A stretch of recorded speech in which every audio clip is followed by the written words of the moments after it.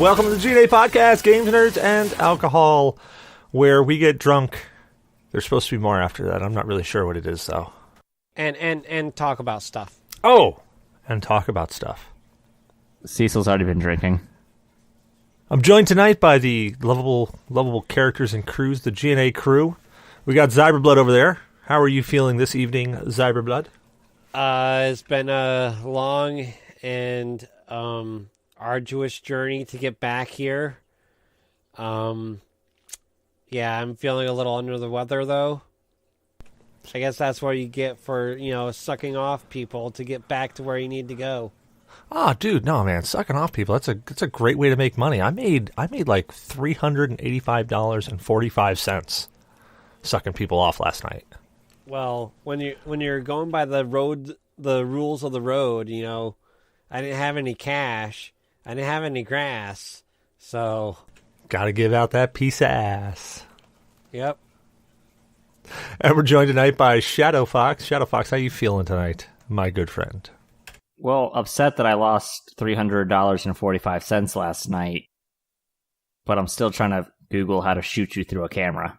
Now, did you lose it, or did you make an educated purchase with it? That's the question. I would say I lost it. It was not worth the money, but unfortunately, because it was cash, I can't do a chargeback. You're right, you can't. No cash back. Subtle pause. How are you doing, D? We're being joined tonight by D from Microbrew. Like Wile E. Coyote after a long, hard day of not catching the Roadrunner, I feel like shit. I still have that virus kicking the shit out of my lungs. Have you considered smoking 4 or 5 ounces of weed while drinking a fifth of vodka, slamming back a bottle of Wild Turkey, and then eating a brownie? That would result in death because I'm allergic to chocolate. I know, that's why the brownie is so important. I have considered, actually. We're being joined tonight by Shinzu. Shinzu, man, how you feeling tonight, guy? I'm feeling perfectly fine, not only because I'm not sick, but also because I didn't lose like $300, so I'm good. Could have just been a nickel, so I was going with a joke there. You guys completely went right by it. Well, the most important thing, which I'm pretty sure, just looking around the room, it doesn't look like there's a lot of activity on the drinking scale. So, I don't know who to start with first, because I don't know where it's going to go from here. I wish I could get a sign, like maybe somebody pointing at themselves and smiling. Probably Zyber. Zyber's, I think Zyber's got some fingers up there. So Zyber, what are you drinking tonight, man? Well, I am drinking a Cranky IPA by Stony Creek. Yeah.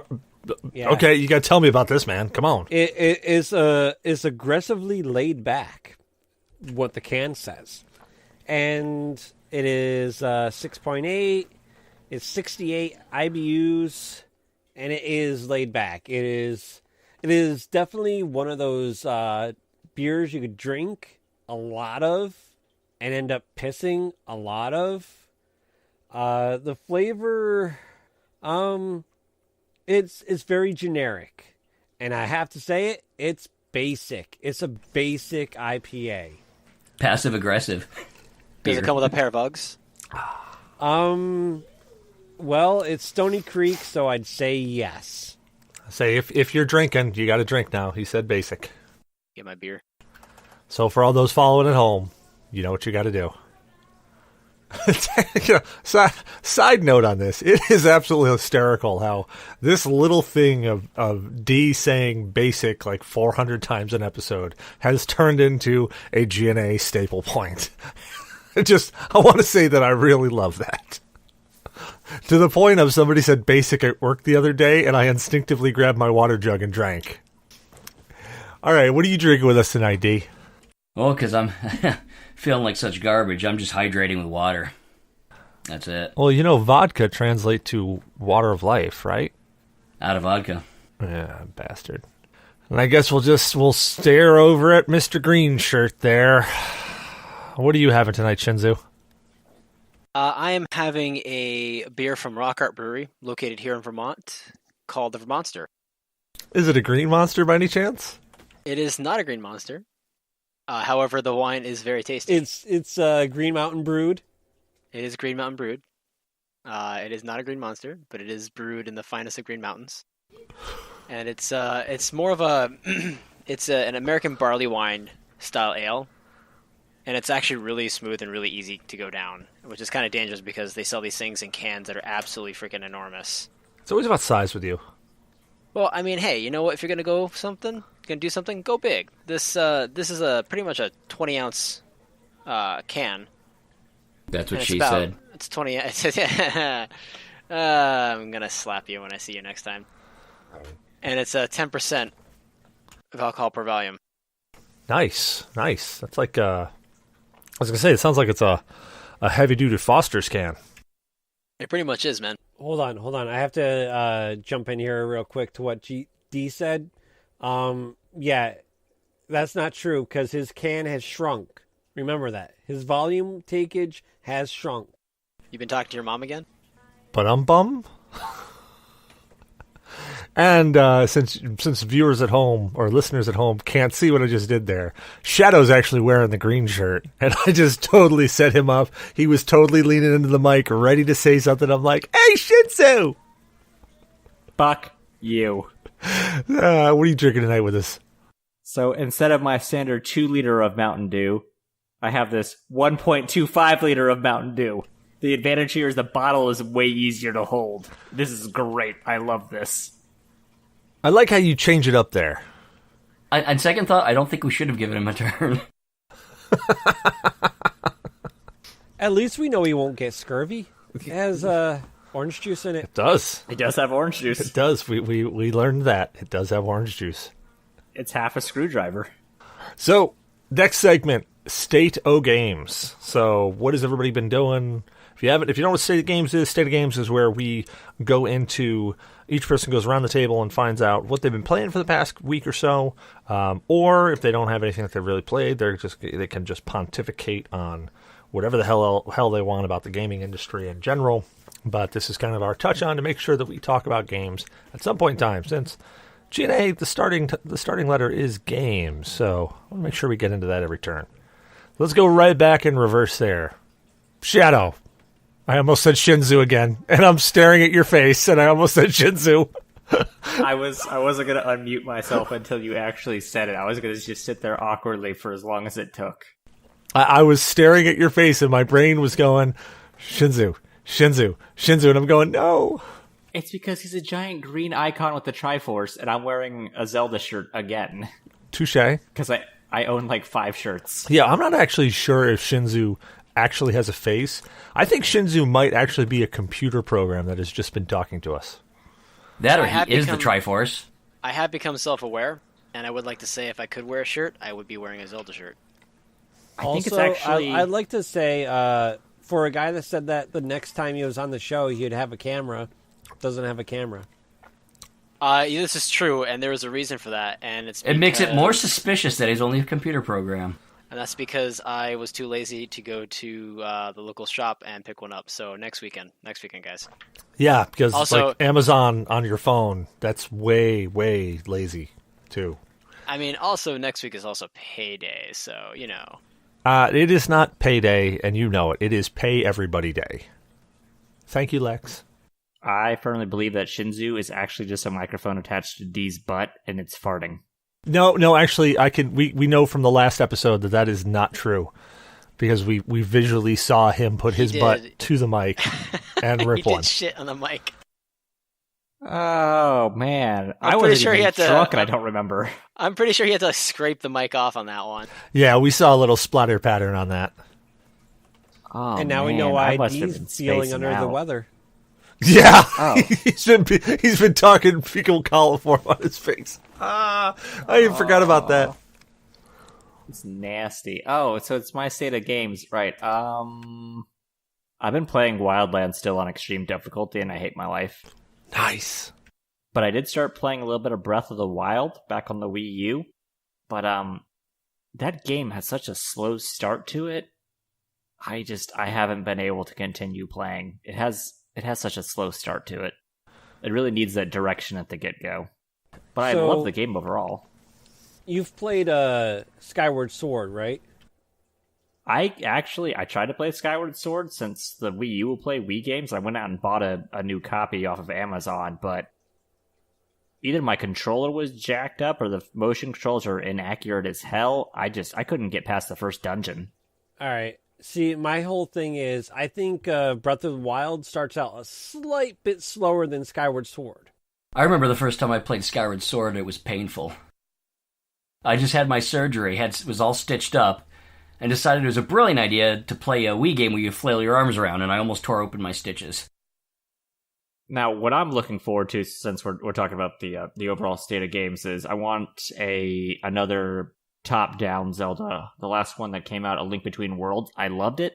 It had a hard curve when you go to low reel for the first time, but I still love that game. I love the whole fact that you can actually, because it's three-dimensional but top-down, it has 2D elements. They did a very good job on that. I'm looking forward to what they're doing on the next top-down version. That was a direct sequel of A Link to the Past, and that's actually, I think, the first sequel that Zelda has done. Is that correct? When Majora's Mask? Majora's Mask would be the first one, yeah. Oh, okay. I think this is like the first time they did a direct sequel, like the game and a second version of the game in the same exact, Well, technically, Majora's Mask is a direct sequel because it takes place directly after the events of Ocarina of Time. And then there was, not Spirit Tracks, but the one before Spirit Tracks. What was that one? Phantom Hourglass. That was a direct sequel to Wind Waker. Huh. Well, then I haven't... Well, okay, so in my defense, while I love Zelda, I stopped playing Zeldas at Ocarina of Time. Even though I loved the Zelda games. Lame. Wind Waker was the best. Well, the reason I stopped is because I really enjoyed the top-down versions of Zelda. I mean, I enjoyed Link's Adventure, and that was kind of fun as a different thing, but it wasn't really nearly as good as Zelda. And then when Link to the Past came out, that really just took it for me. And then there was a couple of Game Boy versions which were fun, but they weren't nearly as fun. And then it went 3D, and I went, you know what? Everybody's trying to go 3D, and I think I had a bad taste in my mouth from when Castlevania tried to do it. And I just went, you know what? Nah, I'm not putting myself through that. I'm not going to do it. I'll let you borrow the Wii U. It has the Wind Waker on it. I think you'll enjoy it.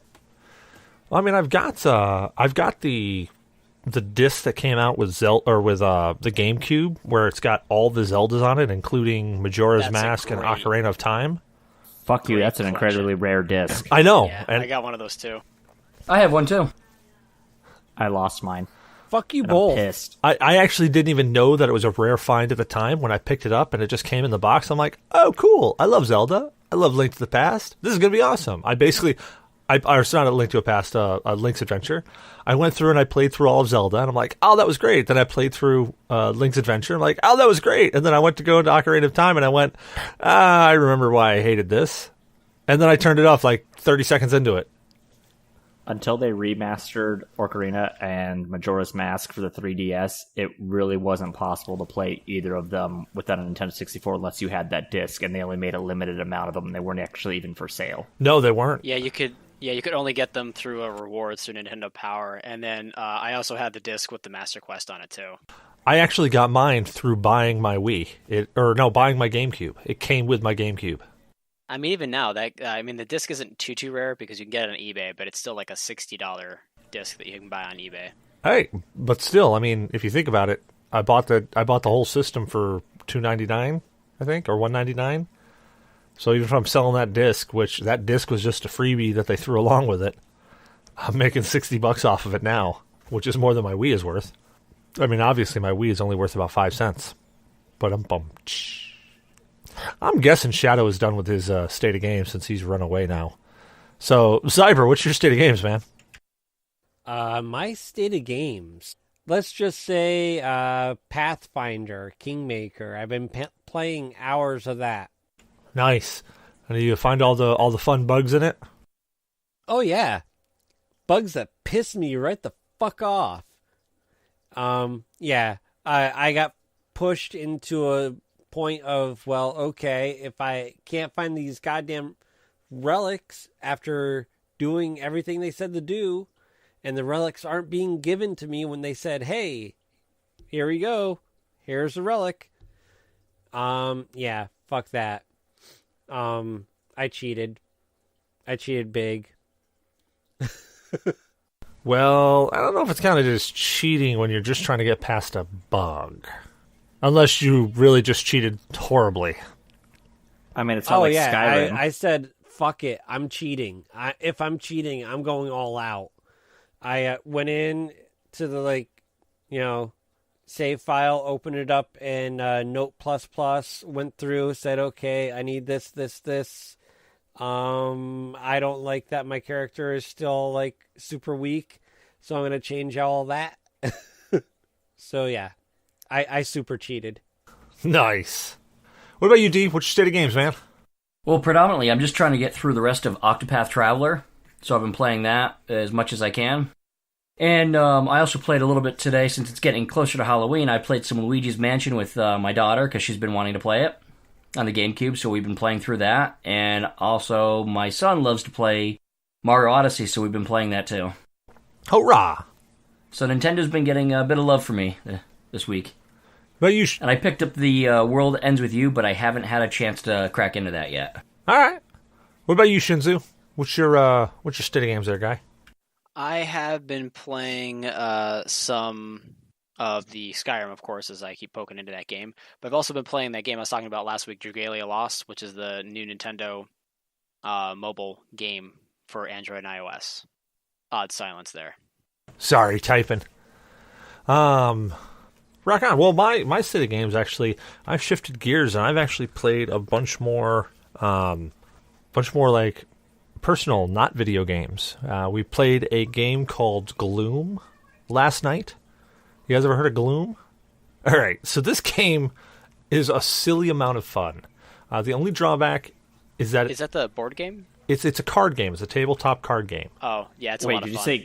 you say Gloom? Gloom, Yeah, Gloom. As in the Pokemon? as in the Pokemon.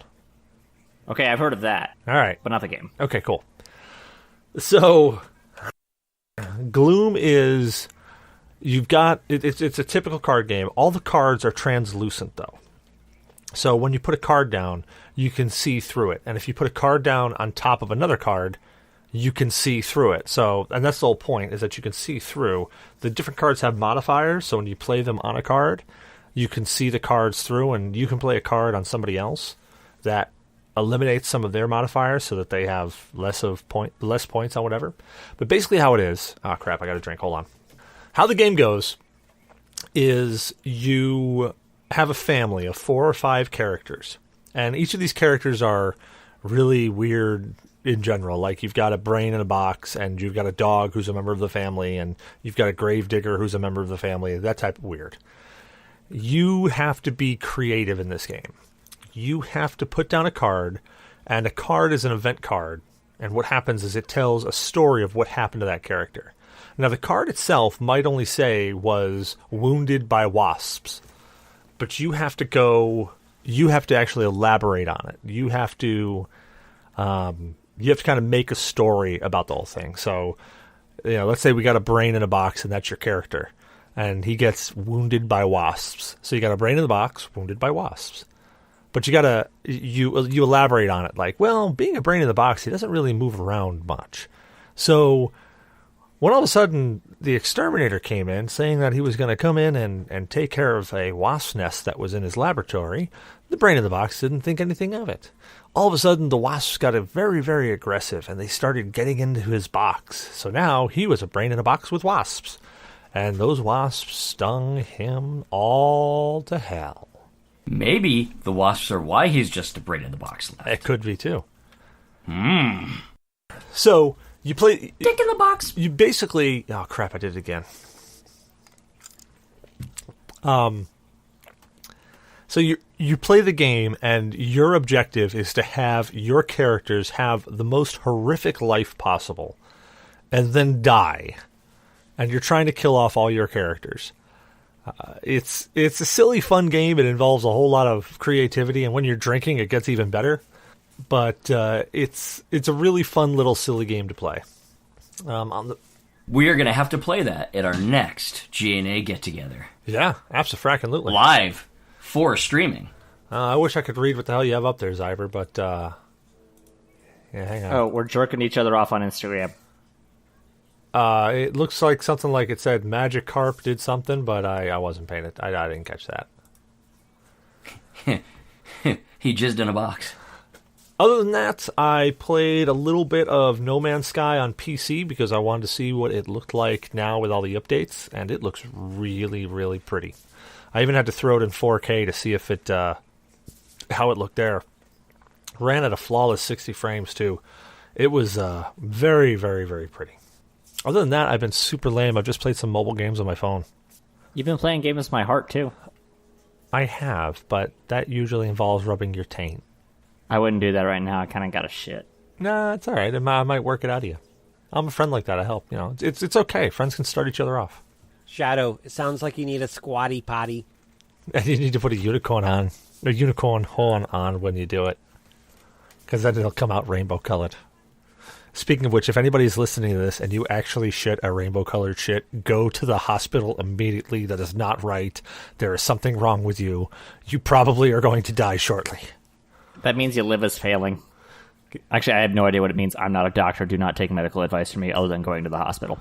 Yeah, it's bad. You're probably going to die. So go get that checked out. Don't even drive yourself. Don't be the man there. Don't be like, hey, I'm okay. I've got a thumb severed off down to the wrist, but I can drive myself to the hospital. No, you do a rainbow shit. You call your wife. You call your friend. You're like, dude, I got to get to the hospital right now, and I can't drive. Get an Uber. Smell the rainbow. Well, maybe the rainbow shit's because you just ate your wife and your friends. Yeah. Could be food dyes. No. Question: When you said eat your wife and friends, are you? Never mind. Yeah, either way, I don't think it's going to come out like the human centipede, like Zyver's thinking there. I think it's more going to come out kind of a tan, maybe a little pellet, because it's a lot of protein. Cecil, I need to go to the hospital. Ah, crap! Got to end the show now. All right, everywhere. All right, well, hey, so we shifted gears for this episode. Normally, we go on and pontificate about some sort of strange happening or game or whatever it may be. But this time around, we thought, hey, it's October.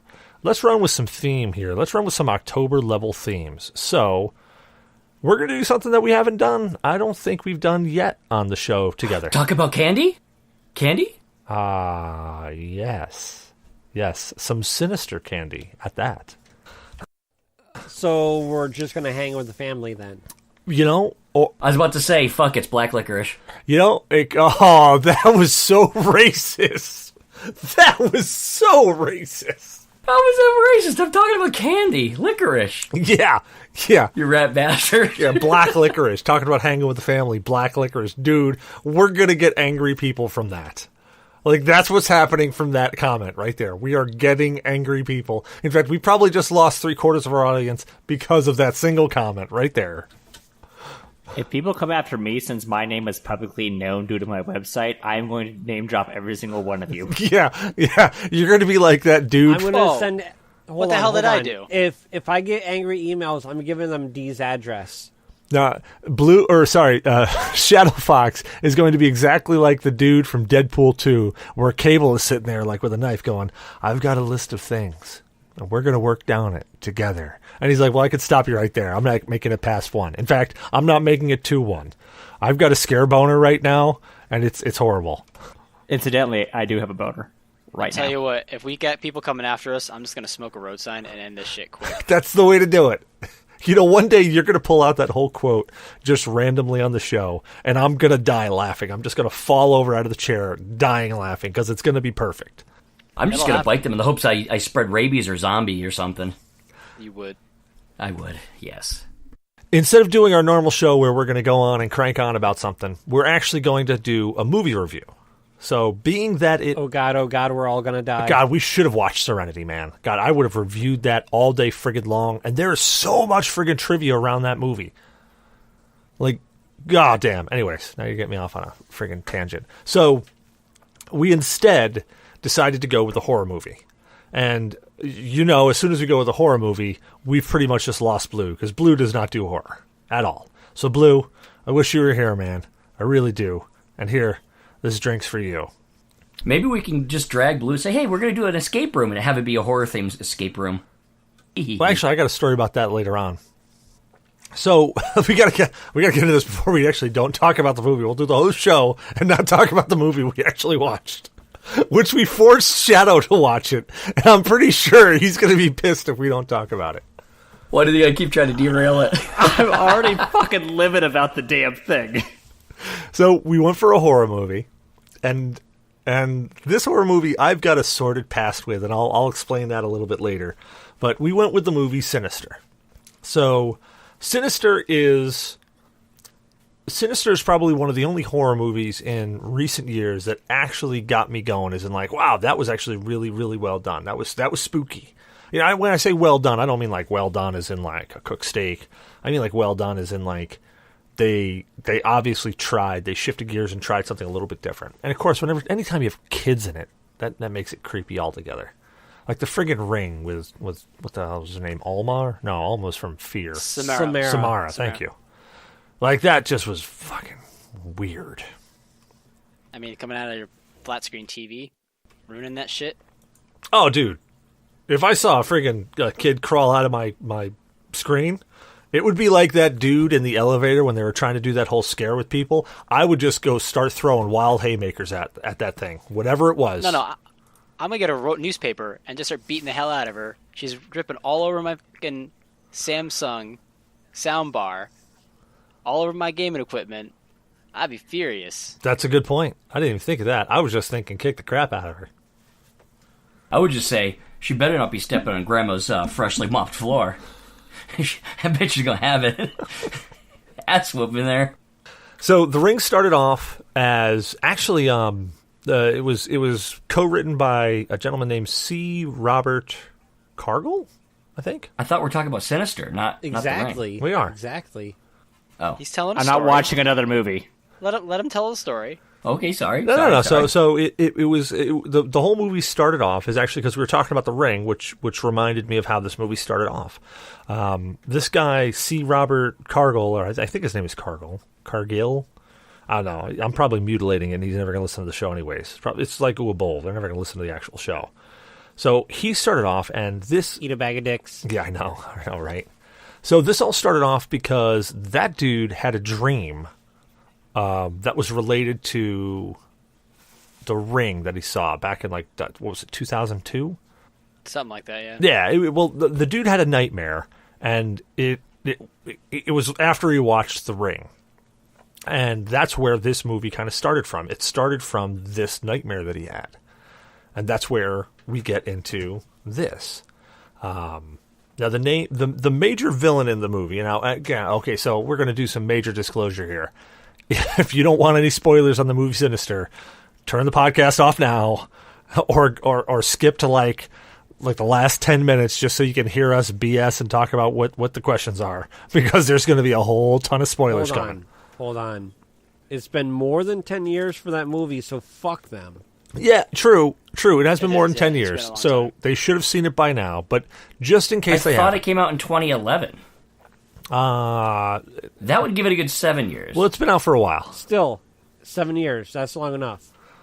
Well, just in case they haven't seen it, there's your warning. You don't like it, move on. Anywho, so the major villain in this is actually, it's not something that you'd expect. It's actually a god. It's a deity going by the name of Bugal. Now, what the cool part is that Bugal, what does Bugal translate into?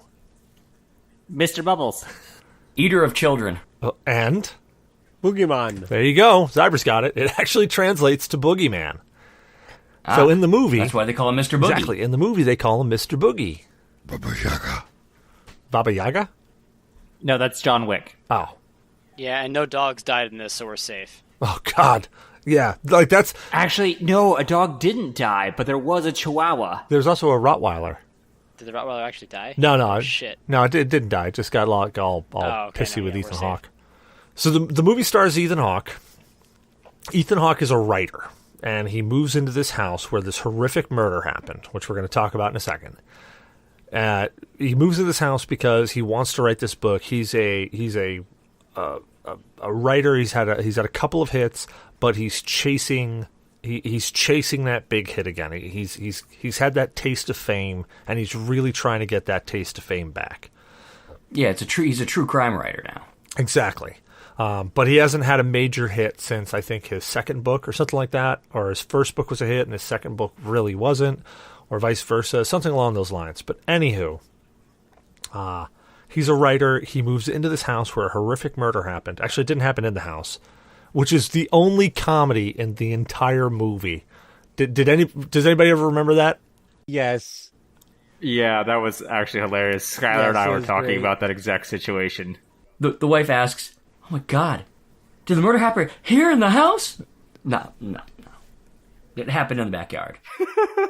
Our kid plays in that tree. That was the best part, is that they're sitting there, they're having an argument, and they're going on, and she's like, we're living in the house where a murder happened? And Ethan Hawke is just And like... nonchalantly. Yeah, he's like, no, of course not.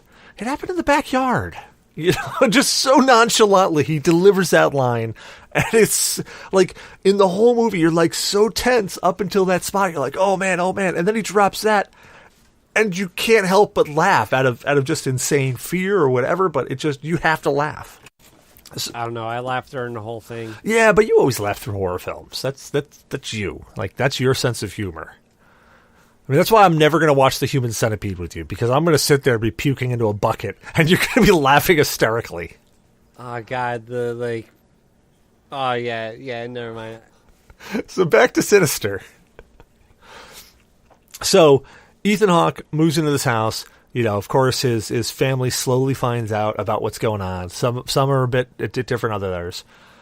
The movie is really, really good, though, about trying to throw you curveballs. So when you think you know what's happened, even if you watch the trailer and you kind of get a sense of where this movie's going, it's great at leading you into different directions. Like, for instance, when his son starts having those night terrors, I immediately thought, oh man, this kid is the kid who's going to get possessed or killed or whatever. This kid is going to be the problem. And Oh, yeah, especially after a Kid in a Box. yeah, and then it throws you a complete curveball later on, and you're like, what the what? So that's the basic premise. Oh crap, I did it again. God damn it. So that's the premise of the story as we go into it. Now, I've seen the movie before. And this is my quick story time with Cecil on that part. I can't remember who I saw this movie with first, but it was just when it came out to like DVD or whatever. It was on Netflix, and it was shortly after it came out of theaters. It went right to Netflix.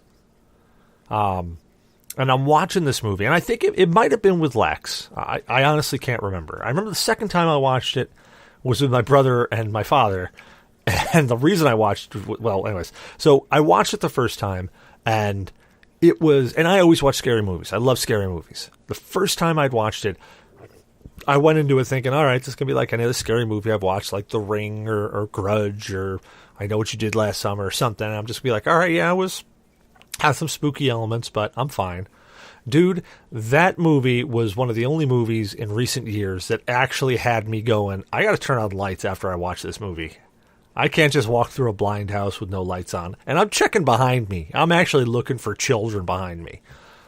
Shortly after watching this movie, we're sitting in bed, and we're staying at my parents' house because we had just moved down to Virginia. And we're sitting there, we're sleeping in bed, and I'm just kind of, sitting there drifting in and out, going in and out. And all of a sudden, I see my daughter walk through the door of our bedroom. And she just sits there, and she doesn't quite walk. She does this kind of shuffle where she's not quite walking. She's kind of like shuffling back and forth. And I see her walk in.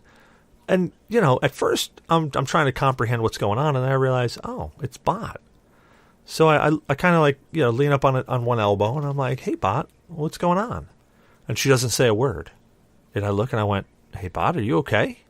And she just still doesn't say anything. So now me talking to Bot, because I've all of a sudden started talking louder, because I'm trying to, if she's sleeping or something, I'm trying to wake her up. Well, I've woke my wife up, and my wife sits there and goes, "Sweetie, are you okay?" All of a sudden, my daughter tips her head back and starts laughing, and not like a normal child's laugh where you're like, "Oh, they're having a fun time." No, like a weird, sick, twisted, like mega villain, laughing maniacally with her head tilted back and shoulders rocking with it. I'm going, like, now at this point in time, I've jumped up, I'm on all fours on top of this bed, and I'm ready to reach for a lamp. And I'm ready to bust my kid's head open if she doesn't start talking to me. And I'm literally staring at her and I'm going, kid, you better start talking right now. Kid, I'm going to kill you. I mean that. I mean that literally. I love you, but you will die right now. You got to say something. And I'm freaking out because I just watched this damn movie Sinister with all these kids roaming around, and I'm panicking. I am in full-on panic mode. I'm ready to jump out of the window or start throwing haymakers at my own child. All of a sudden, she comes out of it, and she just sits there and, you know, she shakes her head, she rubs her eyes, and she's, "Hey, what's going on?" And I'm like, "Kid, are you okay?" "Yeah, I'm tired." I'm like, "All right, kid, well, this almost ended very badly for both of us, so why don't we get you back to bed, okay?" And we get her off to bed, we put her in bed, we tuck her in, and I just look at my wife and I'm like, that just happened, right? Like that wasn't, I didn't dream that. And my wife's just nodding at me, "Yeah, that happened." I'm like, "All right, and you're going to corroborate this story later on when I say this happened. It's not going to be like that plane we saw where you say, 'I never saw a plane.' This is something where you're gonna back me up and not make me feel nuts, right?" She's like, yeah, I'm with you. Oh, Zyber's got something. What do you got, Zyber?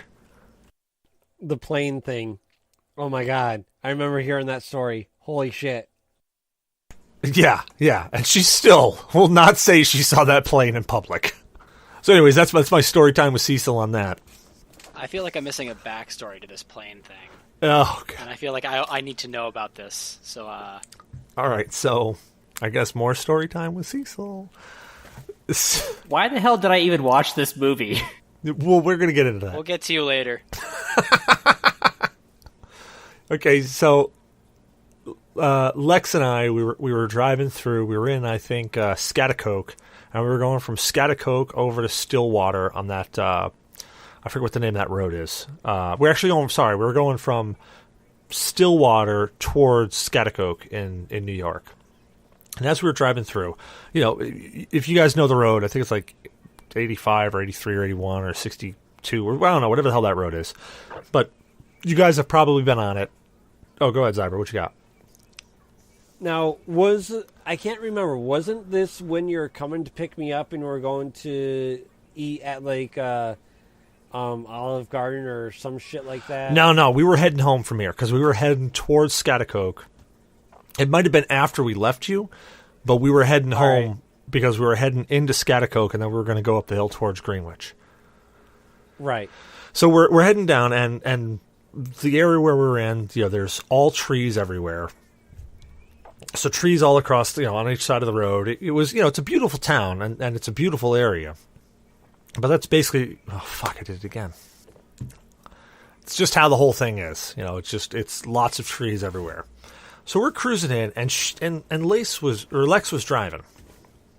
So we're cruising and we're driving, and all of a sudden we look, and as we're driving down the road, we see a plane that's and it's really, really friggin' low.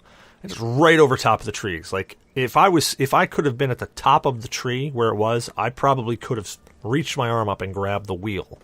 That's how close it was to those trees. And I look, and as we're getting closer to it, I see it, and I said, "Oh, that plane's really low." And Lex is like, "Yeah, it is." And we get closer and closer to it, and all of a sudden, because I mean, we saw it about a mile out. As we get closer and closer, we realize that plane is still there.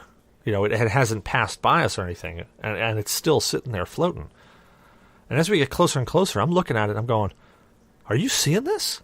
And she's, you know, of course she's driving, and she's trying to look at it at the same time. She's like, "Yeah, I am." And I'm like, "What the hell's that plane doing?" And we're looking at this plane, and the only way to describe it is stalled perfectly over top of these trees. In fact, as we're passing by it, we can see the trees underneath it.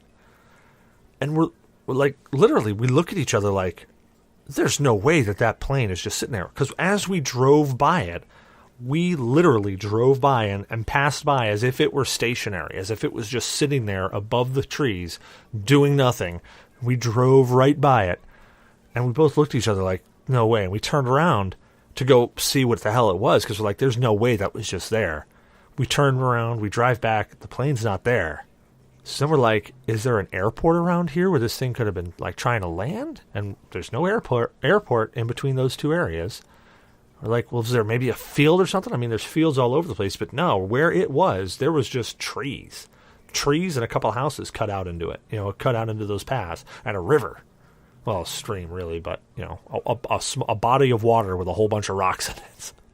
So we're sitting there looking at each other, and we're like, we did just see that, right? Like that wasn't a hallucination. We just physically saw it. I mean, if I just saw it, I could understand I'm tripping balls or something, but we both saw that, right? And we're looking at each other like, uh-huh. And then we're like, that's just weird. And then to this day, every time I mention it, I'll be like, yeah, it was like that plane. And I'll describe the whole story. I'll be like, Lex, you know what I'm talking about. And she'll just look at me, I don't know, what plane are you talking about? I don't remember a plane. And she does that to me. Just to screw with me. It could be a type of older military craft. I'd believe it. I've actually driven past an F-30 or an F-22 in flight before in a car. Yeah, that's what they do. The wings turn, and it actually literally just lifts straight up in the air, and it could just hover, and then the wings turn, and it shoots forward. No. This was like a McDonnell Douglas or a little Cessna. This was a single-prop propeller plane in the front, and it was just sitting there. It was probably, ghost plane. It was probably just stuck out on airspeed. So ground speed doesn't matter for a craft like that. It's airspeed. So if it has enough wind coming at it, it only requires like 89 mile an hour. Dude, winds. It was right above the trees, and the trees were not moving. I will send you a GIF. No, I believe you, and I know about planes and stalling, and I know all about that. There was no wind for this thing to stall against. Fuck you. Just fuck you, all right? Lex is laughing at him in the background. It's hilarious. No, she just said never happened. That's what she just said. Doesn't matter. She's laughing at you internally. But that was that's the thing. I understand the concepts, and even at the time, because I was really, really big into avionics. I studied for a very long time because I was going to go into the Air Force for a very long time until they told me I couldn't fly because I was too tall. And too blind. Actually, no, I could get the surgery and I would have been fine. Yeah, they'll fix that. If they've already paid a lot of money. Lex is a demon, so it could have just been one of her summoned lost souls. Dude, all I know is that at the time, and just even now, I understand the basics of lift and thrust and how you can stall a plane in midair. I've seen it, hell, in a lot of simulators, I've done it. So I understand it. Does Lex understand that you know about the concept of lift and thrust? Well, yeah, she's on top. But that's my point, is that, like, this plane was defying all laws of physics that I understood. And I'm looking at her going, that plane was just sitting there above the trees. And I'm like, is it windy? And look, we stopped the car, opened up the windows. I'm like sticking my head out. There was no wind. And where this plane was only maybe 50 feet above from where I was. And there wouldn't have been that much more wind there. It got stuck on the top of the tree, and by the time you look back, it fell into the forest. Poor dude's like, somebody help me, please. It could have been. It could have been like a friggin' Predator episode or movie, like where the plane is stuck. You left the poor dude in the forest. Dude, we did, and that man probably is dead now because of me. But you know what? He should probably not do a friggin' ghost plane above a friggin' forest ever again. Or you got stuck in the Wildlands beta where nothing moves, but you're still flying somehow. Because you died. That's also a possibility. All right, back to Sinister. So we all watched it. What are some thoughts about Shinzu this? didn't watch it. Oh, you bastard! All right, let's mute Shinzu now. I watched the film. I just didn't watch it with you guys. Oh, you did watch it? What was it? Was Yes, it an I've 8 seen it. millimeter? I've seen it Was it an before. 8 millimeter? Was it No, an I 8 didn't. millimeter? All right, so I didn't see it at an 8mm, and I didn't see it by finding a VHS tape in a box in an attic either.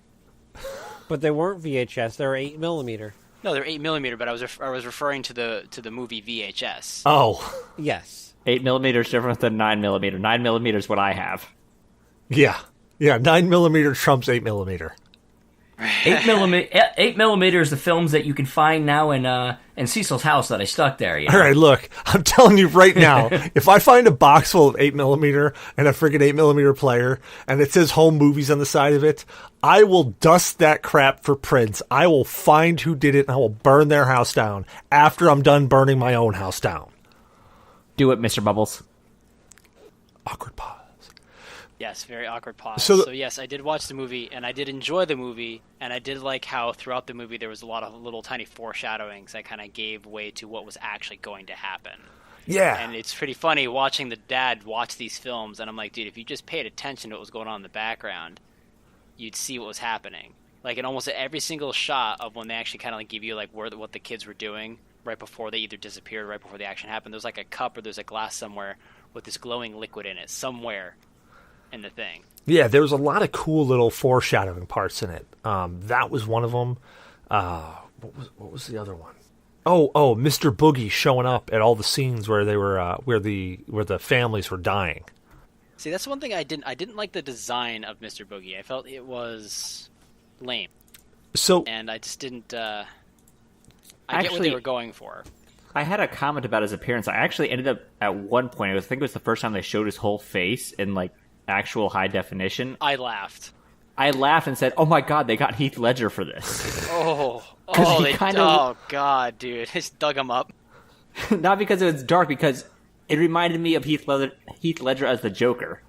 well, so That's what he looks So like. funny story about this. Where they were going with that, they were originally going to have the Mr. Boogie look like Willy Wonka, like Johnny Depp's Willy Wonka. But then they went, oh, that kind of seems a little too silly. So they scoured the internet and found an image of this guy, or this monster, bought rights to it and used it in the movie. See, what I thought of Mr. Boogie was that they just hired someone from Slipknot. Yeah, actually, the first time I saw it, I'm like, hey, is that Corey Taylor? Oh, no, that's a little bit freakier. But what about where they had those stills where they were showing him of the barbecue? You remember the barbecue one? And they showed him in I think it was like a mirror or something. Family cookout. Family cookout, yeah. And they showed a picture. They showed a picture of him as almost a 3/4 profile. And then Ethan Hawke is sitting there doing something, and it turns and looks at him. And then it goes right back to the picture it was, and Ethan Hawke looks over at it like, what the hell? Like, that was one of those moments where I'm like, dude, that kind of crap happens in my house. I'll see something out of the corner of my eye, like, what the hell was that? That looked like a person. Then you look over and there's nothing there, and you're like, okay, not cool, dude. See, the only part that really like pulled me in, but it lost me soon after, was when he was talking to the research guy. It was like, you're kidding me, right? You didn't burn them, did you? Tell me you didn't burn them. What did you do? That whole part? Yeah, that's like, okay, you're pulling me in now. And then it just like, after that, it fizzled out and got funny again. Oh, with the whole thing about Bugle's appearance, I think I know where part of that look came from. Hit me. I came across a few articles. I like to read a lot about anything I can find in mythology, and it's Bugol is a Babylonian deity. While he's very similar to Moloch, that's a Middle Eastern one, and they both basically eat the souls of children to survive, and Bugol is often described as like the brother of Moloch, and they share a common backstory where there's some references where Bugol mimicked Moloch's worship about child sacrifice and tried to mimic as much as he could until Moloch sealed his mouth shut with ash. So that might be where some of that look comes from, where he sealed his orifices with ash. Well, and Bagal's in the movie, his mouth was sealed. You couldn't see his mouth. So that may be where they got the idea, loosely from. Nah. Did they seal his mouth with ash or with some ass? Ash. I'm gonna go with ass. I think I like that version better. I found a picture. He just doesn't have a mouth or eyes. No, he doesn't. I mean, I think almost like they took, oh god, the hell's that movie I'm trying to think of? The doll from Saw, and then like just stretched out like a piece of dough over its face, and then just like covered it in black where the eyes and the mouth were. That's what it kind of looked like. And I honestly just started laughing when I saw him for the first time with nothing on. I just busted a gut laughing, and I was like, this is the best they could do. Also, why is he wearing a suit? I think that was because they were trying to tap into the what was that dude who wore the suit with the long fingers and like Slender Man? Slender Man. I think they were kind of tapping into that particular avenue. So he's an ancient, what was it, pagan god? I don't know. Ancient evil. Maybe they were trying to tie it into like a kind of like a when the devil appears in almost everything as a humanoid form, he wears a suit. Maybe that's what they were trying to do. Something about a suit's menacing versus just rags. Hey, millennials hate businessmen. So do Like, I. shit, I gotta work. Fuck. Suits scare Well, me. you've seen American Gods. It's not like, it's not like these deities just kind of roam through and be like, hey, I'm going to wear a loincloth the entire time because that's what I roll with. Oh, yeah. I'm totally gonna wear a loincloth. Kidding me? Walk into work like, this is happening. If you don't follow fashion, the last time you visited Earth was 1776. You're gonna roll up looking like a founding father. I'm just going to strap on a fig leaf and call it that. Can you imagine, like, an ancient Egyptian god like Set showing up to his alligator ass with a fucking powdered blonde wig? Fuck, lost track of the times. It's gonna be like Django Unchained when Django gets to pick out his first outfit, and it's just gonna come off as obnoxious because you're just like, this is what people wear, right? Yeah. Yeah. It ruined the movie for me right there. Still better than skinny jeans. Oh, God. Why the hell does... Actually, that would have made it creepier. The skinny jeans and abducting kids. Yeah, but then if you had skinny jeans and you just see, like, this cylindrical bulge all the way down to his kneecap, you'd be like, what the hell's he doing with these kids? I mean, if he was doing skinny jeans, they would have just gotten fucking Richard Simmons to play the guy. Oh, yeah. Fair point. He could have just been doing, it could have just been laundry day, and that's the last thing he had. That could have been the only clean clothes he had. And, I mean, he's got no eyes or no mouth, so it's not like he can be like, hey, Edna, give me a clean shirt.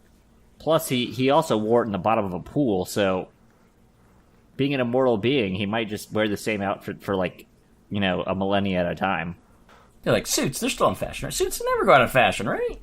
So, side note about that whole film. So, okay, one of the fun things that I thought I really enjoyed out of this movie, and I didn't catch it the first time I watched it because I was kind of getting myself immersed in it, all the snuff films in it.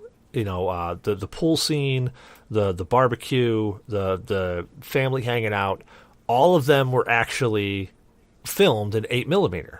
Those were actually 8mm films. So they kept that while he found those 8mm films and watched them.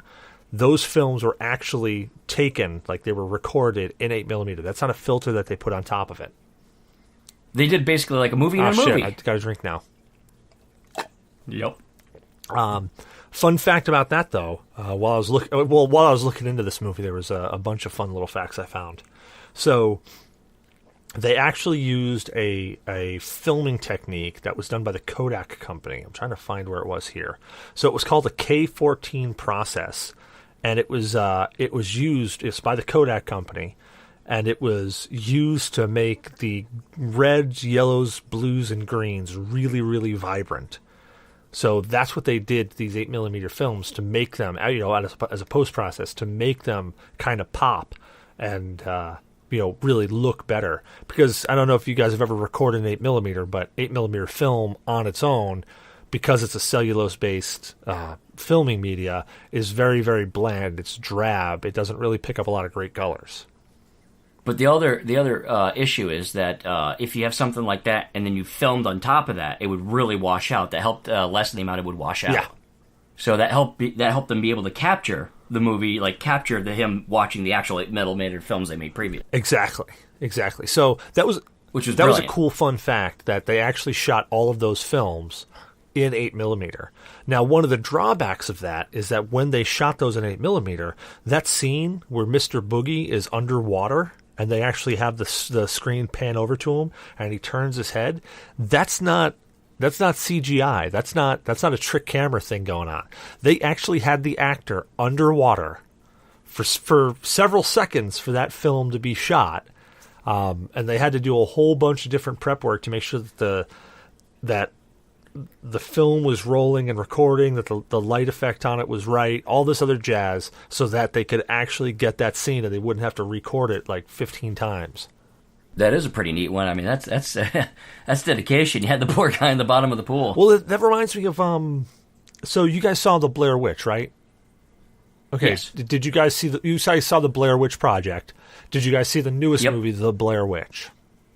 No, I only saw the Blair Witch Project and the Blair Witch 2. I never saw Well, the you newest should one. have stopped by during horror movie night, and you would have saw Yeah, it. you fucker. Not this past one, but the one before this. I should have. You're right. So one of the Absolutely. things that they did for The Blair Witch is they actually tracked down the cameras that they use during the Blair Witch Project filming, and they actually use them for The Blair Witch.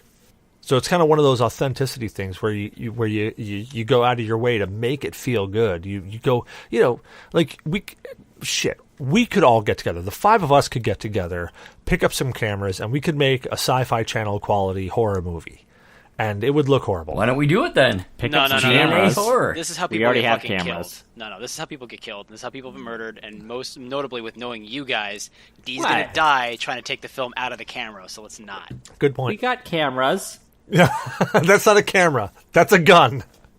Oh, whoops. I usually come back to life. It's okay. What? It still shoots. Yeah. Cecil usually heals after a while. I usually come back to life. It's all Yeah, good. but it's just like all those other horror movies. You come back, but there's a little less of you actually there. I kind of had the opposite effect. I guess I'm a weirdo. Every time I came back, I got a little fatter. So Dee's just his own Horcrux. He just has to keep killing himself over and over and over again until he just kind of like disintegrates. Pretty much, yeah. Pretty much. So they had some. So there were several snuff scenes in this movie.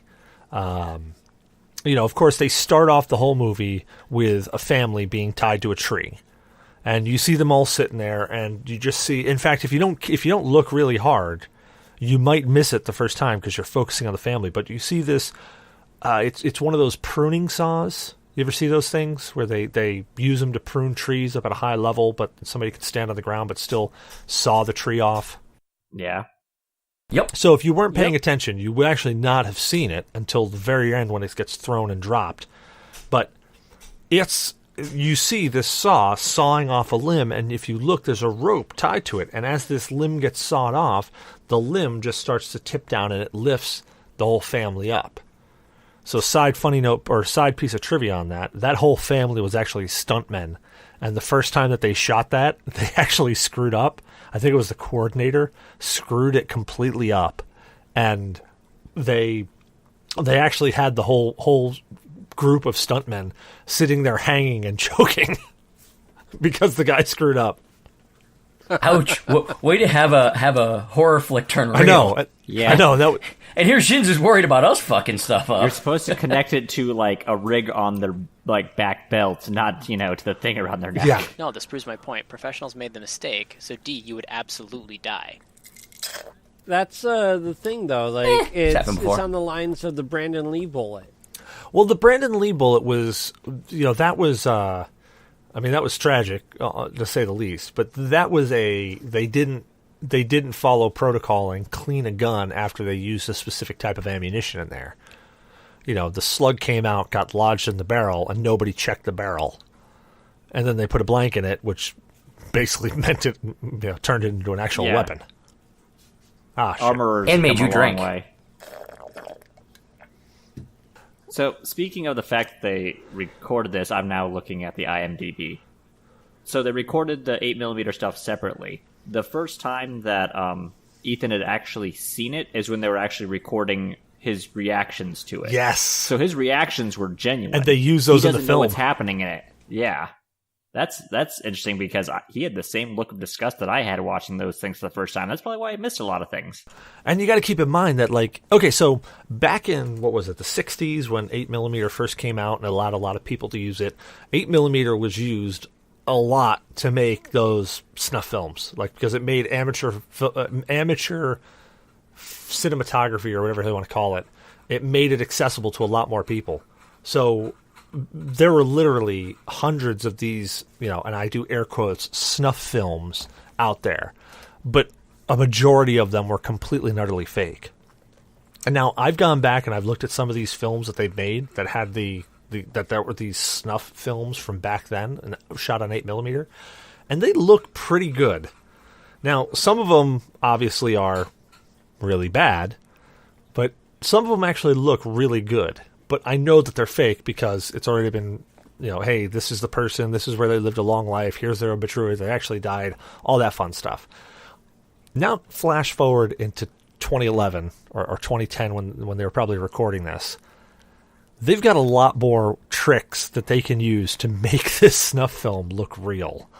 I mean, it was they did a really good job on these things. All right, so speaking of the snuff films, so the movie, as my significant other would say, doesn't have a lot of jump scares. It's not something the movie does. It does have them, but the jump scare that got me was in one of the 8mm films, like the first couple murders, like the pool one and like the house walking from bedroom to bedroom. That didn't freak me out. It was the rain scene, and you know what's happening, but they misled you because they show a family in the house. And then she grabs the lawnmower, so you're just like, you know she's going to murder somebody with a lawnmower, but you don't know she just straight up runs up to somebody. That's that misdirection. That got me out of all the scenes. She's just going in the dark with the lawnmower, and suddenly, body, right over it. Yeah, dude. And that totally got me, because when I was first watching them, so the hanging scene, it's like, oh, I know what's happening here. This is messed up. Holy crap. Then you watch the pool party and you're like, oh God, I know what they're doing here. I see the ropes. Oh God. And you're like, wow, this is messed up. Okay. And then they get to that one where it's everybody tied up and you're like, all right. And there's like a chihuahua there. That's the one with the chihuahua, right? Or was the chihuahua one where they got their throat slit? There was a chihuahua in between the two parents, and you're just like, oh, don't kill the dog. And the person doesn't kill the dog, and it moves to the next room and kills the sibling. Then there's the misdirected lawnmower scene where they show a happy family inside. Yes. And you think, but this person, the target. Yeah, and you're thinking, oh, this person's just mowing their lawn. Okay, whatever. Oh, Christ. Because they started off with, here's the happy scenes, and then move to the dark scene, then the happy scene, and then they get to this one, and there's no happy scene. They just show another family being happy. It's just straight to the murder. Yep. But and my thing is... My thing is with it being dark, who the fuck mows their lawn in the fucking dark during the rain? Dude, you hear that goddamn lawnmower, you go out and you start pounding, motherfucker. Hey, do you know what time it is? There's fucking rules on mowing your lawn, dude. Dude, you ever lived in Seattle? That's why they did it. That's why they did all that misdirection. You think she's prepping. Maybe she's going to, take it up to the back door, then do whatever she has to do to tie him up or anything. No, they just ran straight into the murder. You know what's coming, but you're just like, nah, I've been misdirected this entire time. I'm getting misdirected again. But for once you weren't. Yeah. It was just straight into it. Yep. Just goes right into mowing some kid over with a friggin' lawnmower. That and the whole lawnmower thing is kind of cringy. It's like, it's bad. And out of all the deaths, so, yeah, hanging sucks. Drowning but sucks. A lawnmower to the face. A lawnmower to the face is just going to fucking hurt till you bleed out.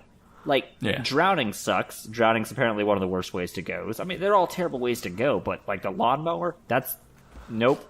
Do not sign me up for that, because that's just going to fucking hurt. So, you guys remember the scene with the car, right? With all the gasoline and stuff in the car? Oh, yeah. Now, did you... Yep, the car fire while they're burned alive. Did you guys notice that when it's sitting there staring at the front of the car and you see the flames belching out of it, did you notice... It's shaking. Did you notice the car rocking back and forth? Rocking like people were in there struggling. Little details that really are what made that movie unsettling. Burning in a car fire, whatever. You got people tied up in there, okay, whatever. But those little extra things. It was like in the movie in John Carpenter's The Thing, where the Swedish guy comes running out and the guy gets shot right through the eye, and you see him drop down and flop on his face, and then all of a sudden he does that last little death twitch. It's like little things like that go, wow, that's a attention to detail right there that most people don't get. That was kind of creepy. See, when I saw that, the only thing that came to mind was burning down the house. Or when this car's a rockin', don't you come a knockin'. Well, if the car's on fire like that and it's rockin', I'm probably just gonna not sleep ever again. He's just not using enough lube. He's just rubbing it dry. For me, it was s'mores. Anyone? S'mores? Friction burn. S'mores? Get this guy a s'more. I'm probably going to get, like, I don't know, like, I didn't find the movie that terrifying. I didn't flinch at all. I didn't jump at all. I just didn't feel like the movie... I feel like it was a well-done movie, but I feel like it could have been better if they were just more subtle about certain things. I feel like, as well, that, like, the ending of the movie was kind of underwhelming because you have the dad, yes, he's on the ground. Spoiler, by the way, he's on the ground. Kid's standing above him. You know what's going to happen. And he just sits there and he takes it. Well, he's drugged. I don't fucking care. I have been, like, 8 beers down, and I still would have at least tried to, like, flounder like a dead fish or something. Okay. Drugged and tied up. You didn't fall to the ground with white foam and, well, it was actually green, wasn't it? It was like greenish No, it foam. was white foam. It was white foam. Look, I don't care what gardener he sucked off before he fell. All right, you're gonna twitch on the ground at least a little bit. Well, it kind of set that presence with the knife scene where the family gets their throat slit, where they're all drugged and they're not moving and they're just like, and then all of a sudden, boom, they're getting their throat cut and they're coughing and bleeding out. Yeah, but the difference being is that he had the wherewithal to see his wife and his other son on the ground before he, like, turned his head and looked up at her, and he's like, oh, this is going to happen. And I have a big question right now. I know the Babadook, the dude was like, oh, yeah, I got this green stuff that comes from my fingers. Like, the girl, like, grab his fingers, just squeeze really hard over the cup or something? Yeah, it's like milking a cow. Oh, God. Milking a cow, there was not a scene that bull. Explained it? That was Yep. my question, is where are these kids getting this shit? Because it's not something you find in, like, the drug cabinet. No, it's if you see the scene where he picks the girl up and takes her into the 8mm film, like she disappears, his hands are covered in that glowing substance that you find in the drink that you see. The most notable one that I can tell you guys off the top of my head is when you see the kid who's about to get into the pool before he disappears. It does like a shot of like the porch, and there's a picture of like lemonade, and the bottom of the picture is glowing green. Okay, I didn't catch that. I didn't catch a lot of these things, and I'm not watching it again. I would not blame you. But I'm with Shinzu, and it was a good choice for making me watch a horror movie because I don't do horror. I didn't find the movie that scary overall. It had a few jump scares. They weren't too bad, but it did come off as creepy, and I slept fine that night, possibly because I took a little bit of extra sleepy drugs to actually get some sleep. And the fact that I slept fine. I watched it with somebody that likes that stuff, so she made me happy during it and other things. But I also don't have kids, so I didn't have that fear factor that Cecil has. This is a demon that could never kill me because I don't have kids to kill me. See, I have kids, but I expect them to try some of that without the influence of a demon. So I get let's face it, they're my spawn. I get that Steve had that thing to cement it in. Like the last time I flinched in a movie was when I was watching The Ring, and Samara was in the The TV or in the well? The coming well. out? Sorry, I don't know why I couldn't think of that word. She was in the well, and her hands, like, she tried to claw her way up, and her fingernails came out. That made me cringe because that shit. Yeah, I can't do that crap. And the last movie that, honest to God, scared me was Event Horizon. Dude, That movie. We just watched that last night. did. That movie terrified the hell out of me. That movie is great. It's a fantastic movie. Yes. I walked out of District 9 due to the fingernail falling off scene. Oh God, yeah. I actually had one of my toenails surgically removed twice, so nails falling off creeps me out. I will say I will put money down and film Shadow's reaction to watching Event Horizon. Event Horizon is such a How much great money? film. It is. Are we But talking my like take- $3,000? My take on this movie is that it's more of a dark comedy than actual horror film. I would say dark sci-fi. Oh, no, we're talking about Sinister. Comedy We're talking for about Zyber. Sinister, not Event Horizon. Yeah, I exactly. would still call it a dark sci-fi. It's a dark science fiction-y comedy. How the hell do you get science It's fiction out of more Sinister? funny. I mean, All right. Satanic? It doesn't have Science its own fiction. No, category. science fiction. As I was on a tangent know. about I don't know, Event Horizon. but my whole thing is, regardless, it's a dark comedy. That's all Well, it is. technically, it's a comedy because the antagonist wins. So the definition of a comedy is when the antagonist wins. I would say a dark suspense thriller. That's how I honestly would put it, at a dark suspense thriller, because like Shadow said, there were some jump scares in it, and one of the ones that got me was actually one of the first ones where he falls through the floor because he thought he heard somebody upstairs, and he falls through the floor, and as he's sitting there, he's like trying to wrestle, and all of a sudden it looks like he gets pulled down because he just like all of a sudden flops backwards. It got me at first when I was like, wow, that was messed up, what just happened. It got me again after, where he's viewing the film and he starts playing it in slow motion, and he sees all these little hands come up onto his body and pull him down. And I went, holy crap, I thought he got pulled down originally. Oh man, he actually got pulled down. Oh man. And the reason that messed me up is because at the house I lived in Salem, we had that little entrance to the attic right there. And I fell through it, just like he friggin' did that one time. And I was in that same position. And I fell down through and landed on my ass. Were there tiny hands pulling you down? I really hope not. Tiny hands. Rick, you yanked Cecil down. Dude, it was like, did you guys ever see the second Blair Witch movie, The Curse of the Blair Witch or whatever? So do you remember where they go into the back of like the van or whatever, the car, and there's a whole bunch of those handprints on the back of the car? And the girl actually goes off and smashes the van into a tree because she sees all those kids in the middle of the road. Okay, I watched that with my brother at his place in New Hampshire, and I had to drive home that night, and I went up and over the friggin' mountain, and it was all foggy, and there's trees everywhere, and I'm sitting there, I'm driving like 100 miles an hour going, I gotta get out of here, no. And I'm thinking to myself, if there is a row of kids in the middle of the road, I don't care if there's a field trip out here and they got lost, I'm mowing them down, I'm going straight through them. In fact, Cecil, I'm aiming for them. Cecil, there's plenty of road signs on your way home from New Hampshire. Plenty of road I signs. know. So speaking of what I think they were trying to be creepy with was, I think it was part of the whole attic scene. I'm not sure, but the sequence where the kids just kind of running about the house, it was creepy. Don't get me wrong. But mostly I was laughing at it. Yeah, that scene just seemed like it was forced to put in there. I know that they had... Almost out of place. Yeah. Yeah, I know that they felt like they had to put it in there because they had to make those kids from the other... Because they showed the one scene, like the one scene that got me was where Ethan Hawke goes in, opens the door to check on his daughter. Which, by the way, that daughter is creepy as hell to begin with. Like you see her and you're like, there is something severely wrong with that child. And then it shows And now she has to wear that stupid thing for the rest of her life, that smock. Yeah. Well, then they show the brother, and he does the night terror things, and they're like, oh, it's not the little girl that's the issue, it's the little boy. And then they show another scene where they show her sitting in bed, staring off at the corner, and they pan from her on this look on her face like she's just sheer horror. And they pan, and they see a painting that she did on the wall of a tree, of a family in a tree hanging. And then it goes right over to the little girl sitting in the corner, and the little girl was the picture of the girl that's been missing, and she just has the finger up like friggin' Zyver's doing right now, making me pee a little in my pants, up to her mouth going, shh. That scene got me.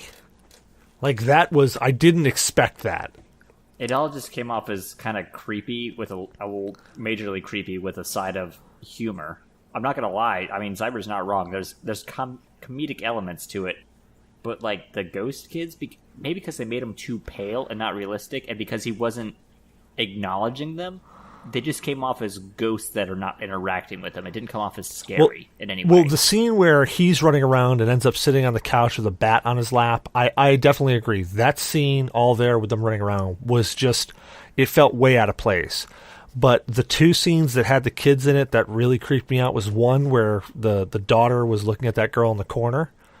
And there's a long story behind the girl in the corner thing, which freaks me out. But then when he was outside dealing with a Rottweiler, and behind him were all those kids, and then all of a sudden they were gone. So the Rottweiler scene, I may have made a joke during that, because that's what I do during horror movies. Like, he acknowledges the Rottweiler, and it's like, oh my god, it's Sirius Black. You may have just found the link between Harry Potter and Sinister. I think I did. Don't get me wrong, the kids were creepy. Every time they bunched up the kids together is when it came off as creepy, but there was still humorous elements to it. And, like, he goes up into the attic, and they're all watching a film together. And all I could think of was, these motherfuckers got Netflix up here for free. Fucking ghost Netflix and chill, mofos. Like, get your own house and leave the Netflix account here, though. It might have been Hulu. Nobody has Hulu. I have Hulu. I have Hulu. That's why it's a horror movie. I have Hulu. You guys like 70 years old or something? Listen here, Sonny. I used to walk 5 miles to school, uphill, both ways, in knee-deep snow. If you add up their ages and then divide by 3, it's 70. Back in my day, we used to watch the Criterion Collection. There's nothing wrong with the Hulu. Back in my day, we Googled by actually opening up encyclopedias. They were called Encyclopedia Britannica. Do you remember when Hulu used to have good stuff to it? Pepperidge Farm remembers. Yeah, I mean, now they just they had some good anime, which is why I've kept it, but I'm probably going to get rid of Hulu. Actually, I was going through Hulu and I found a bunch of shows that I was surprised were on there. I'm going to have to go back through then. I went through and I was like, I wonder what's on here. And I went through I just kept scrolling to the right and I found a bunch of stuff. And they've got a Huluween thing going on right now with a whole bunch of horror films, which I was really surprised. They had some really decent horror films on there, like Hellraiser and Hellraiser 2. So one of the one of the big, one of the things that I was cruising through when I found this, or when I was researching specifically Sinister, was where was it? Hold on, let me see if I can find it again, because I just pulled up the site a minute ago. Oh crap! Now of course I can't find it. Oh, here it was. Ethan Hawke's character, Ellison Oswalt, was actually inspired by the author Harlan Ellison and comedian Patton Oswalt, which I thought was which I would have never actually caught on to because I don't know either one of those. But I thought that was obscure kind of trivia going on there of like, oh, okay, well that's kind of interesting. So I'm right to think it's funny then. There's a comedian involved. Fuck you guys. Also, out of all the snuff films that were in it, the only snuff film that was shot during the day was The Hanging. All of the rest of them were shot at night. Very, very true. But that was a very secluded backyard. It was. Don't get me wrong, it was a nice house. I would live there, except for the fact that murders took place in the backyard. Got to be very specific there, just in case your wife asks. That's why you just put up a tire swing and call it a day. Overall, I mean, technically, like, the car burning scene, that one actually didn't play out the way I thought it was because it was an enclosed garage, so the time of the day doesn't matter on that one. But I thought that the kid was just going to leave the car running. I didn't think he was going to... It wasn't until I saw the gasoline in there. My first thought was carbon monoxide. No, he went and did the gruesome murder. So here's something I got to ask. The soundtrack for this movie. How did you guys feel about the soundtrack? Depressing. Boring. Yeah, I found it boring and kind of underwhelming. Like, I wasn't expecting anything spectacular from it, but I just kind of felt like they definitely went into the bargain bin for the soundtrack. I felt, as far as just paying attention more to the movie, I felt it just kind of added to the creepiness. It was just kind of something in the back that helped set the mood. I mean, I wouldn't look for, like, say, a movie like that for a killer soundtrack. I mean, you're looking for, like, an action movie or something like that for a good soundtrack.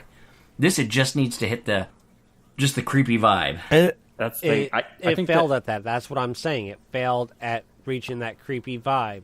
It made it more comical than anything. See, the soundtrack, pushed, okay, this is going to be a funny kill scene, or, oh, hey, this is going to be a funny jump scene.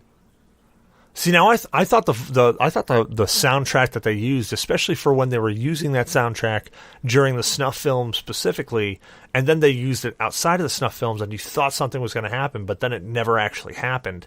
I thought that they used that soundtrack for a nice misleading factor. I think they did a great job on the soundtrack, just because this is the first I've actually noticed the soundtrack at all. I think it did its job fairly well for what it's doing, at least to me, because I didn't even notice the soundtrack. I think that's the way a soundtrack should be. It should add to the ambiance, but it shouldn't be the defining part of it.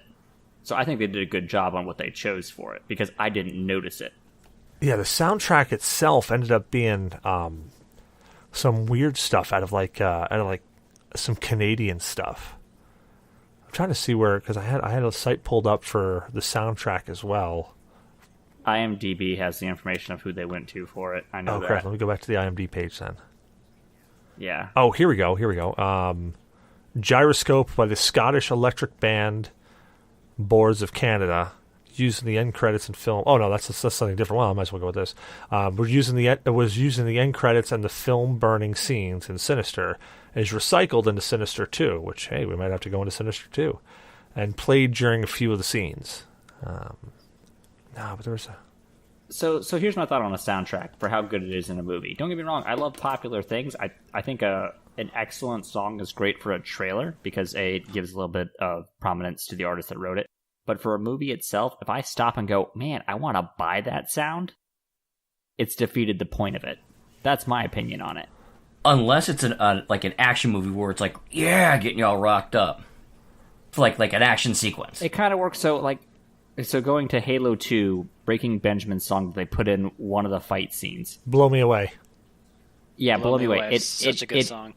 It amped me up the first time, but now every time I replay that scene, all I can think about is the song, and I forget that I'm actually fighting. So it needs to amp you up without being distinguishable, in my opinion. That's like the game Run Like Hell. The original the soundtrack for the game is basically is Saturate from Breaking Benjamins.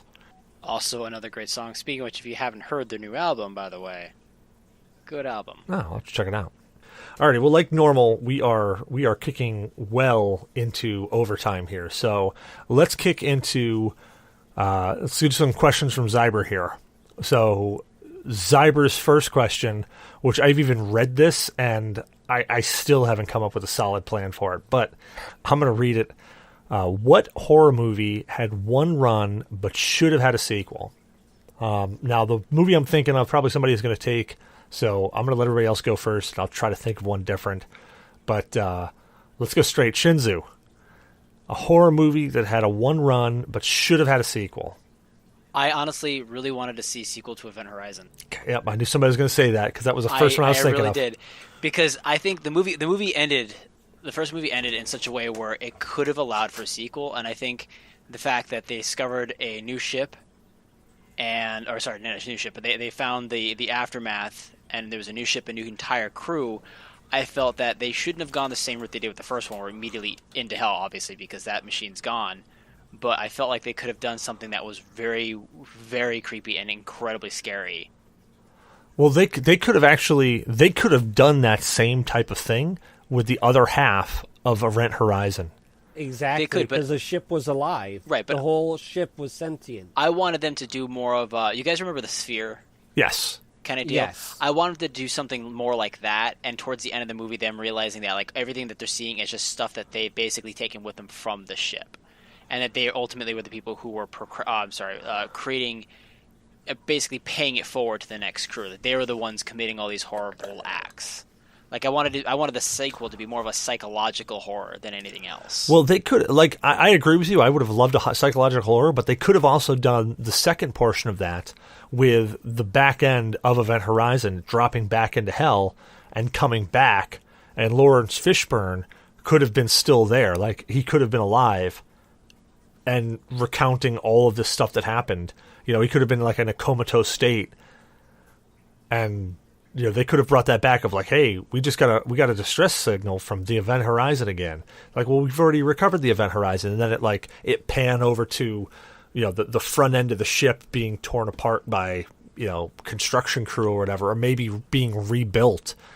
What would that be? Like, they're rebuilding the whole Event Horizon and still using the front end of that ship. You know, the truth of the matter is that if this was any time during anybody's lifetime, especially knowing our race and how stupid we would be, we would absolutely do that. Well, if you think about it, we've already done that with naval vessels. There was, I think, the Bismarck was actually split in two in an accident with when one of the convoy ships did a turn and literally did, you know, in an evasive maneuver, went around, turned around, did a U-E, and went straight through the middle of the Bismarck, and the front end of the Bismarck sank. But the back end was still afloat because with watertight compartments and stuff, that it actually was designed to do that. You know, you could have several compartments being flooded and still be still afloat. Shadow looks so concerned right now. I'm finding an answer. With the Event Horizon, like what Cecil was saying, on rebuilding it. Like, on the thing of rebuilding it, when they started up that black hole drive. The singularity drive. And it I say black the hole singularity drive. And the portal opens, Lawrence Fishburne's character falls out, and it'd be awesome because so many years have gone by now. He's aged, and it's like, how'd you survive? Yeah. See, I disagree. I hate it when movies do that, though. Like, bring back a main character that obviously should have died or at least been tortured to... Because we saw the flashback in the very first movie where those people were tortured beyond imagination. They had snakes running out of their assholes and things of that nature. No one's going to survive that. And everyone comes out of that experience, obviously... But here's the thing. Like, getting to a point of where you don't fear anymore... It could just be a demon in his skin and what people expect him to look like. Yeah. It could all be a facade. Yeah, but the movie then is predictable at that point in time because the first time anything bad goes on, they're immediately going to suspect Lawrence Fishburne. I really think that like a movie like that, you should just basically start completely clean and completely new and just tread new territory. Don't go back and recycle the same old formula. I can agree with both of you. I think both of those movies would make great. Or even if like they rebuilt the Event Horizon off of the front end of the ship, but because the front end of the ship was still possessed by that demon part, that they have a whole new crew on the Event Horizon, and instead of there being a salvage crew coming to try to save them, you're living through what's happening. So these people are all hallucinating with things going on in the ship, and it's just the ship getting stronger and stronger and stronger. But that's a good call, man. Event Horizon definitely deserves a sequel. I mean, to be honest, I think it's one of the only horror movies out there that hasn't got a sequel that is completely warranted on a sequel. There's some other ones that you can basically be like, yeah, that was okay. But I think there would have been a sequel had the movie performed better in box office. The sad part is there was a cult following, but the cult following didn't happen until well after the movie came out. Well, we should make a petition, get the sequel to Event Horizon. We could. Could you imagine the CG that they could do nowadays with it? Oh, no, I don't want to, because I saw, when I watched that movie, and I saw, what was the dude who played the lead character, the doctor? Oh, Alan Grant? Park. Yeah. Alan Grant, yeah. When I saw his character all shredded up and looking like that, I was just like, oh, God. Yeah, dude, that was straight out of Hellraiser. Like, that was Hellraiser level creepiness right there. And then the other scene in the movie where they hung the dude upside down and he eviscerated the dude. Yeah. And he put all the organs exactly where they should have gone on the table below him. I was just like, oh, fucking damn. Yeah, that definitely could deserve a sequel. What about you, D? What horror movie can you think of that really deserves a sequel and never really got one? You are muted, good sir. I believe also has Alan Grant in The Mouth of Madness. Actually, I think that was a good movie. That was a really good movie. I think In the Mouth of Madness was actually the sequel. I think there was a movie that came before it. Really? Let me check. Hold on. Lickety clack. Do do do do do. Keep in mind, he's Googling The Mouth of Madness. He's going to find some horrendous things.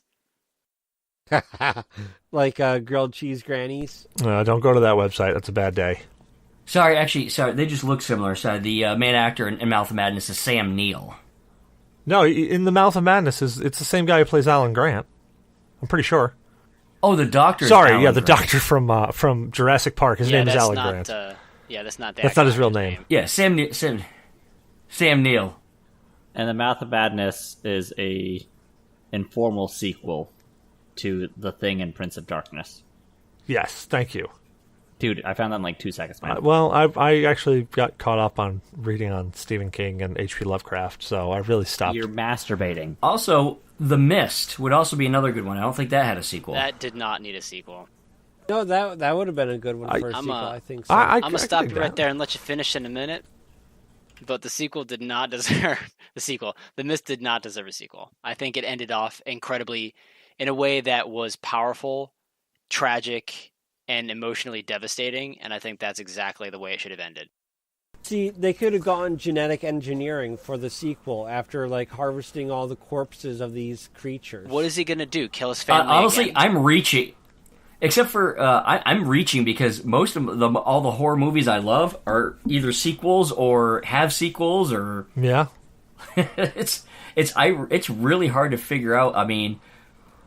the first Howling was great, and I don't consider the rest to have sequels just because the rest of the Howling movies absolutely sucked and were less than B-rated. They were pretty bad. They were. It's like the Howling werewolves, and then you see one that says, "Oh, evil witches," and you're like, "Okay, boobies and witches. What does this have to do with werewolves?" You know what horror movie actually deserves a decent sequel is Resident Evil. Yeah. That A is decent sequel. It has sequels. That deserves a decent sequel. Yeah, it already has sequels though, so it's kind of like meh. What about Yeah, but you, the Shinzu? sequels, no, we don't talk about the sequels. What- And that I am Shinzu. What true movie though? What true movie? I can't say Resident Evil because that already has 100 friggin' Well, sequels. I to it. already said Event Horizon. Oh, yeah, you did. and Fuck. That was mine. That was Yeah, Horizon. he already took That's Event probably- Horizon, which is Wow. what I You're was You're thinking of. looking at Shadow. No, I'm actually just drunk. Don't mind me. Zyver, let's make you answer your own question.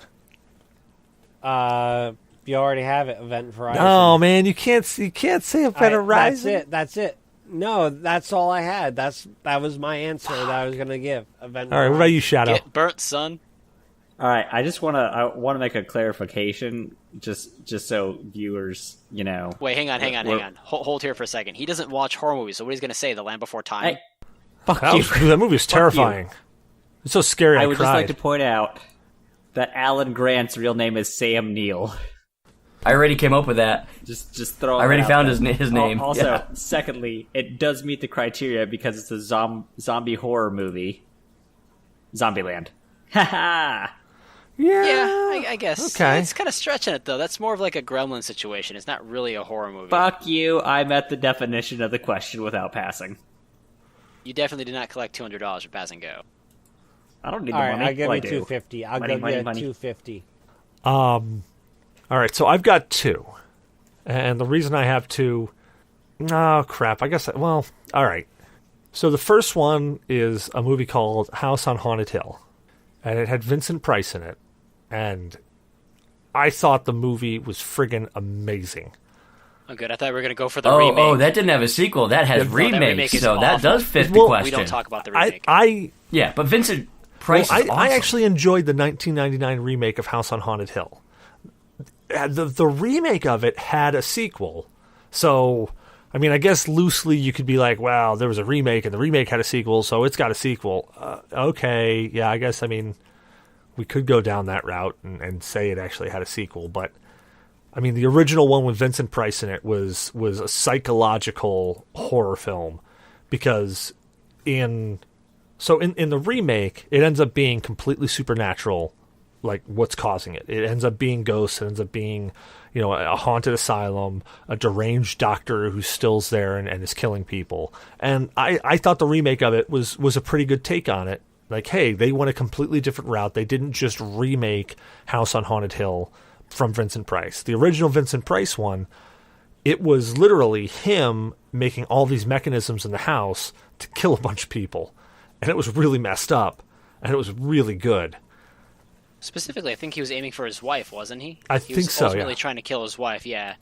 And it was the skeleton and the acid bath is what finally did it. Yeah, pushed her in. It was the personification of Tecmo's deception. Yeah, it really was. Like Tecmo, Which, what was the Edgar Allan Poe? That was based off an Edgar Allan Poe. Fall of the House of Usher.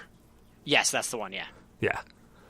So that's my first one, but just in case you're going to argue and say, "Oh no, you can't use that. That doesn't count. That's that one had a remake and that one had a sequel to the remake. That one doesn't count." All right, well, if you're going to be dick about it, then yeah, okay, that one doesn't count. Actually, no, I was just flopping through here and I just saw another great one too, which I should probably say. But the second one, which can loosely be said as a horror film, which I really thought had a lot more comedic element to it, but it had touches of horror, so it really counts as a horror film, was Cabin in the Woods. That actually was that. That would be a good choice, yeah. Oh, the movie with Shadow in it. Yeah. Yeah, I considered saying that one actually. Yeah, dude, Cabin in the Woods I thought was really, really great. I thought the premise behind it was great, that there was just this whole kind of company world trying to appease a god and make sure shit didn't go bad. So I actually think they could do a sequel based not off the facility, but the ramifications of them not sacrificing a virgin. How is the world now? Exactly. That's exactly what I was thinking, is that they could go on and say, okay, well, what happened? This thing came back. Are we in an apocalyptic world? Are people just randomly dying? Are there groups now just like desperately trying to sacrifice a virgin to this thing to make it all happen? How are they trying to do it? I vote Shinzu.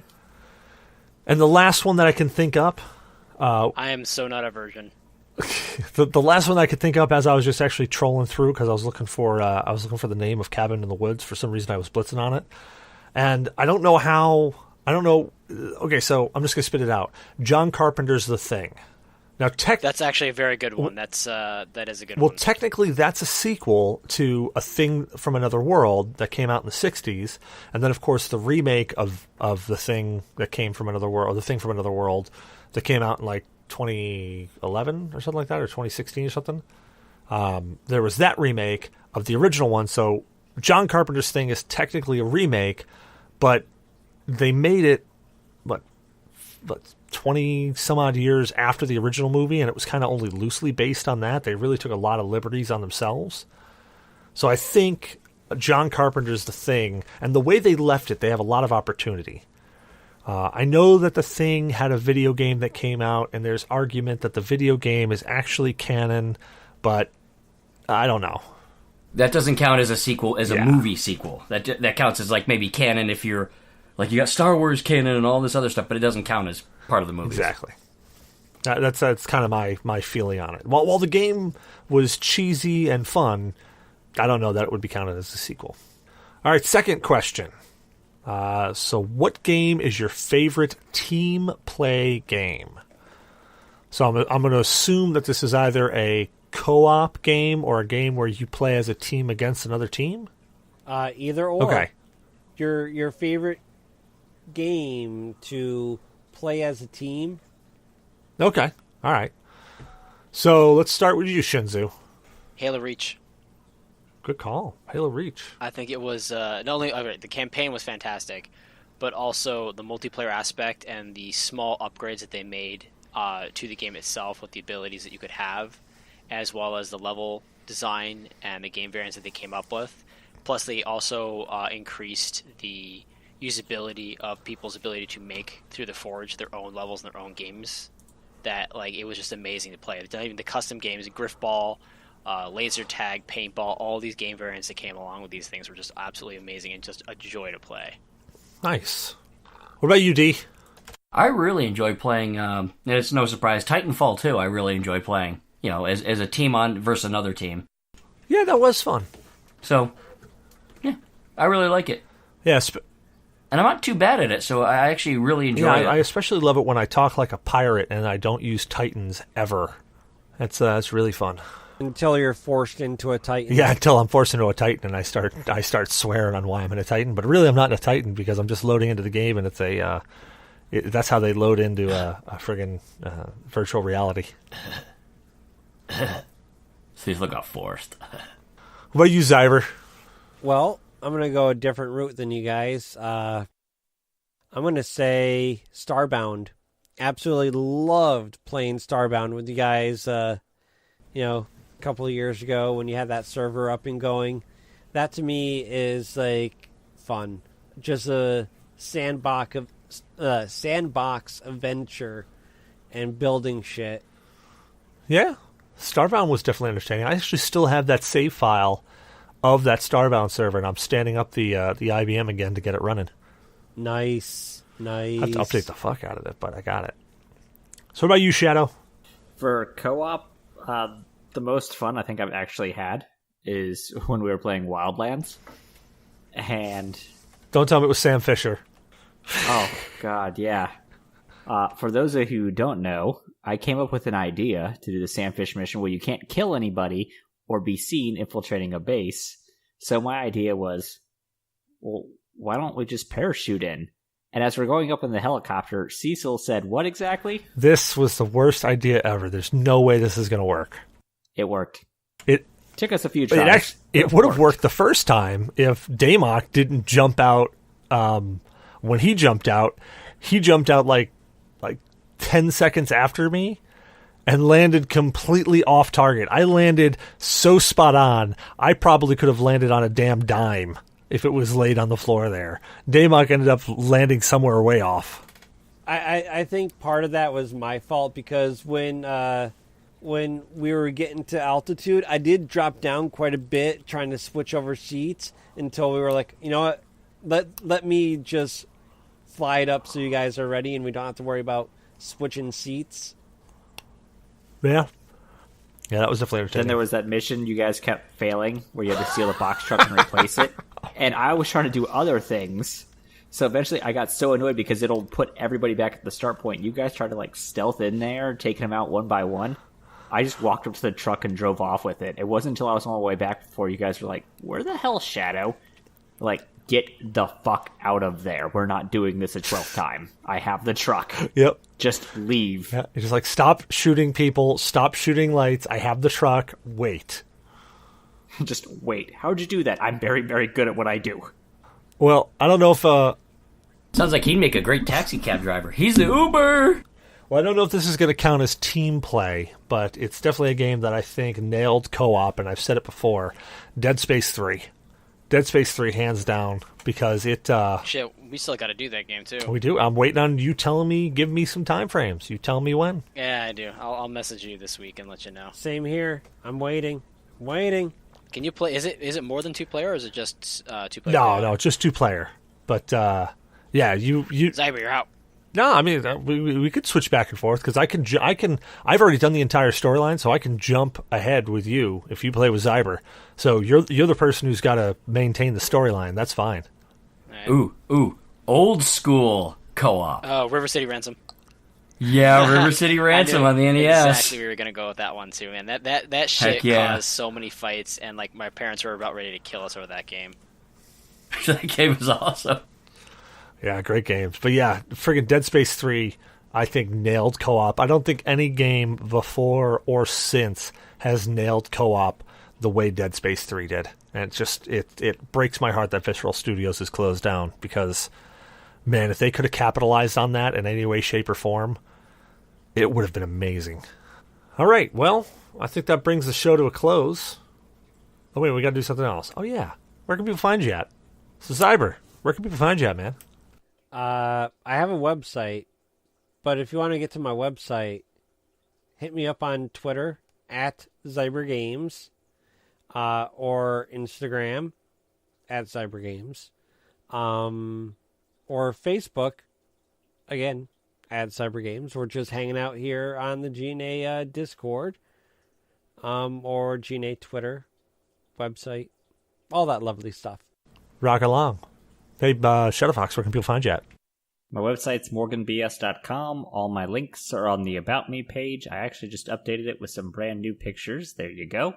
And otherwise, I can be occasionally found in the G.N.A. Discord. I've been there a little bit less recently, but I'm starting to come back more and more to make fun of Cecil's face. We miss you. What about you, Shinzu? You set up any of those social media places yet? I have not, no, but I will have them set up next week around the same time when I get actual webcams so you guys can see my ugly mug. But you can find me. And when we ask him again next week, he'll be like, oh, no, I didn't get it done this week. But next week, you'll see it. It is on my to-do list. I had a lot of surprise bills lately, so that's the reason why I don't have a webcam. So now at the end of the show is I can get real. I also had to buy DK because he was getting a little thin. I needed a little more fat on his stomach there. But I'll have it all set up. For the moment, you can find me kicking around on the G.N.A. podcast Discord, that is. Rock out. What about you, D? Where can people find you at? Well, after I'm hiding at Cecil's house, spreading 8mm films everywhere, you'll be able to find me at Microbrew with a Z instead of an S.com, my website. It's got links to the rest of it. Of course, Facebook, Twitter, Instagram, Twitch. I like to hunt. I've got my own Discord channel, Microbrew Gamers. I like to haunt the Yeah Dude Gamers. Of course, I'm mostly on G.N.A. podcasts, Discord. That's about it. I always probably always leave something out, but yeah. So I'm Cecil Xavier, your host. You can find me on Cecil vs. Games on Twitter, Cecil Xavier everywhere else, Facebook, Ustream, Twitch, Mixer. You can find me tooling around the G.N.A. podcast, Discord, as well as the G.N.A. podcast, Twitter, and Facebook. So, yeah. So, hope you enjoyed the show. Don't forget to rate, review, and subscribe on iTunes or your favorite podcast app. Reviews help other people find the show. So, if you enjoy listening to us, spread the word. You can also find us on other services like Google Play Music, Podcast Addict, Stitcher, Player FM, Spreaker, MyTuner, Your Listen, and wherever else hell else you want to find us. If we're not there, let us know. We'll upload there. And yes, we're even on Spotify now. Go check us out there. You can follow us on Twitter at G.N.A. Podcast or join the Discord chat. Just see that pinned tweet. We're also on Facebook. Search G.N.A. Podcast or at G.N.A. Podcast and you'll find us there. We've partnered up with Humble Bundle. Hey, why don't you tell us about Humble Bundle, Cyber? He was not prepared Humble for this. Bundle. Shit. Nobody Fuck, ever is. motherfucker. Humble It's just Bundle 10 is a minutes of what he said. streaming service in which you can do stuff. I just want to hear, like, one of There these you times go. I want to basically have Cecil go, oh, tell us about Humble Bundle. And one of us just sit there and go, no. Basically, it's a wonderful place where you can go and buy games, and if you want to do a charity, you can put a little thing on the end of your link, which is, Cecil, It's partner equals G.N.A. Podcast. all proceeds can go to charity. You choose how much goes to charity. It can be all, it could be nothing, and you get a lot of great games and do a lot of good for the world. Awesome stuff. So far this month, we have raised $12.84 for charity through our partnership with Humble Bundle. And don't forget, that partner equals G.N.A. Podcast can go at the end of any Humble Bundle link. So if you have a Humble Bundle link and there's a question mark in it, you can delete everything past the question mark and put partner equals G.N.A. Podcast after that question mark, and it will tell them that we sent you there. So keep an eye on our Discord chat or our Facebook or Twitter. We typically will send links up there. And if you buy games through Steam, which if you listen to this show, there's a very good chance you do anyways. If you do, check out on Humble Bundle because you might find the game on Steam for the same price or on sale on Humble Bundle. You can get it through Humble Bundle. You're at the same time you're donating to charity and saying that we sent you there. Also with Humble, if you sign up for their monthly membership, you get 10% off of every game, and sometimes more than that. And you get up to, I think, 3 games with their subscription. Oh no, you get more than 3. Oh, you get more, yeah. I've It's been- usually like 5 or 6. I was gonna say games I've been a getting month. 6 games regularly, and not like shitty games either. Like last month was Overwatch. Dude, and I love that game, so I picked it up through Humble Bundle. Speaking of which, I have codes for games that I don't plan on using because I don't have time to play them, which I will roll over to Cecil to give out. Hey, and we'll give them out on our game show nights, which is the first Saturday of every single month, followed by the next Saturday being horror movie night. This past horror movie night, we watched Return of the Living Dead and Event Horizon, which was actually just last night since we're recording Sunday. So if you enjoy horror movies, come track us down, watch some horror movies with us. We also watched Sinister the night before, but that was because we were watching Sinister for the show. And then also after that, watch Jigsaw. We did watch Jigsaw after that too. Yeah, we did. I actually wasn't expecting that. I was like, "Oh, cool," because I actually saw both. I've seen Event Horizon more times than I can count, and I've seen Return of the Living Dead, but I haven't seen it since 1988, or whenever the hell it came out. So I was really excited about seeing Return of the Living Dead again. But then when all of a sudden you popped on Jigsaw, I was like, "Oh crap, I haven't seen this one." So I stuck around and watched it. Which Jigsaw is on Hulu. Yeah. That was on No, Amazon. but I'm saying right now the movie Jigsaw Oh, is on okay. Hulu, part of the Huluween. So if you do you enjoy anime? Because if you do, you can join us Wednesday nights at 19:30 Eastern Time at http://www.rabb.it/GNA podcast for Anime Night, hosted by Blue Shark 45. He isn't any of that at all. Like, It's all lies. It's all lies like that goddamn cake. Except for the host part. He does host anime. He does that. That's not a lie. The rest of it is a lie completely, though. He's not blue nor. Oh, hold on. Wait, isn't he going on hiatus? Oh no, that's not till after the Extra Life event thing. Okay. Yeah, we're good there. And we already talked about horror movie night, so join us there at that same thing. It's at rab.it/GNA podcast to watch us, to join us for horror movie night. And every now and then we'll be randomly showing movies and or anything else that we can possibly think of through that, because we like watching movies, we like watching animes, we like watching shows. Maybe we should do the Castlevania series. We totally should. Well, hey, show up to Anime Night next time, and we can make a vote, because this week coming up is going to be vote week. Nice. We could. They now are. Is it out already? The start of season 2 like on the 21st Castlevania? it comes out, or somewhere in there. 21st, okay. I thought it's so. Still a little bit. I could be wrong. It might be the 15th. Also, right now, you're finishing up, what is it, Season 2 of We are. Overlord? We're finishing up Season 2 of Overlord, so I think we've probably got 2 weeks left on that. So we've got this week coming up, and then the next week we'll probably finish out. So that's why we're going to vote this week. So just in case we get to a stalemate or there's nobody that shows up, which every now and then, of animation night, there's only, a few of us that show up.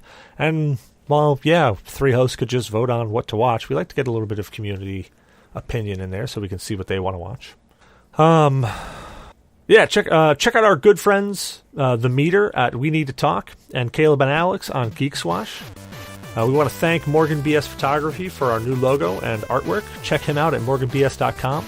Email us at GNApodcast@GNAinyourdNA.1 with questions, comments, death threats, movie recommendations, anime recommendations, whatever the hell you want to email us with. Just email us something. Blue actually sent us an email recently. Hold on, let me see if I can find said email, because I should have been better prepared for this situation. Hey, they can even email us topic ideas. Email us topic ideas. We could run with that. So here's where it was. So we got a my name is Joe Meal, and I'm an SEO specialist. Most people share their anger and frustration once they get my email, but let me show you how there's so many bugs, like broken links, pages, and return blah blah blah blah blah in your website, which we don't actually have. Actually, this is pointing towards NinjaPancake.com. Why it's coming to us, I don't know why. But this basically, this goes on and on. And Blues writes in and says, Cecil, I really feel we don't get enough community email from our listeners. I really wish we could get an email from one of them this month. Regards, from the desk of Blue Shark 45 on G.N.A. Podcast. Please note he is neither blue, nor a shark, nor 45. So yeah, that's our email that we got. Wow. Disclosure of honesty. Yeah, so there. Blue just ran in and said, hey, we don't get emails from the community. We know you're out there. There's at least one of you listening to us. Do you have an email address? I just thought of something. How Blue Shark can be honest. Paint himself blue, turn into a shark, and be shot out of a 45? No. If, say, he becomes a lone shark, so a shark, turns 45 and chokes on a piece of cake and dies and turns blue, he'd now be a Blue Shark 45. All right, we need an artist, and we need them immediately. Right now. Last but not least, check out our website. Oh, hey Cecil, Microbrew, Zyber, Shadow, and whatever fucking special guest you have on the show since I've been exiled into my darkness. Well, fuck it. It's now the Damox Show, and I'm drinking gin and tonic at a very alarming rate, I might add. So, yeah, I guess, however, whatever this contract states, I have to do the thing for the thing. So here's what you have been waiting for.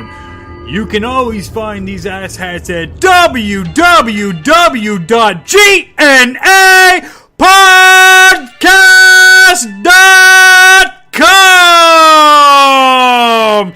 And if you want to reach out, you can always hit me up at blowme at damoxsucks.net. Fuck you, I'm out. We put pictures up there, or well, we forced Shadow to put pictures up there. I did a bad job. Don't look at it.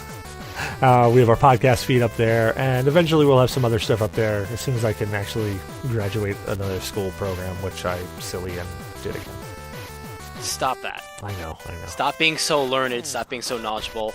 No, put the gun down, Shadow. It's not worth it. He's not worth it. It's okay. Oh, damn it. Now, thank you guys for joining. Have a good night. Have a good night.